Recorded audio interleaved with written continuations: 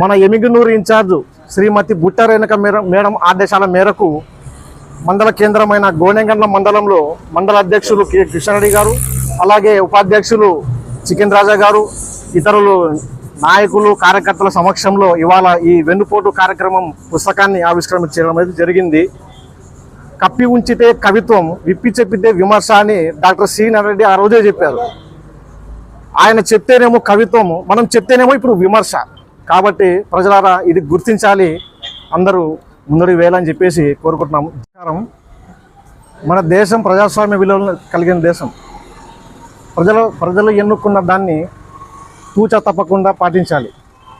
ప్రజలు ఎన్నుకున్న ప్రభుత్వాన్ని విఫలమైనప్పుడు మనం ఖచ్చితంగా ప్రశ్నించాలి, అది ఒక హక్కు.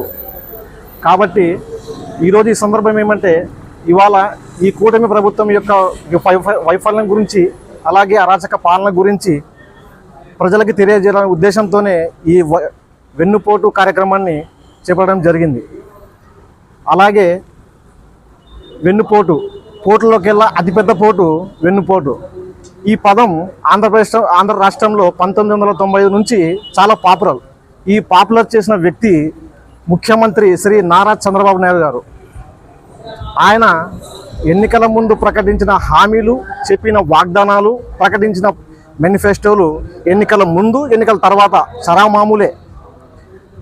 అలాగే ఆనాడు వైఎస్ఆర్ కాంగ్రెస్ పార్టీ మన జగనన్న ఉన్నప్పుడు అమ్మఒడి పథకంలో 2000 రూపాయలు మెయింటెనెన్స్ ఛార్జెస్ కింద నమిలేశారు, తినేశారు, కమిషన్లు చెక్కేశారు అని చెప్పి ఆనాడు నారా లోకేష్ గారు చెప్పారు.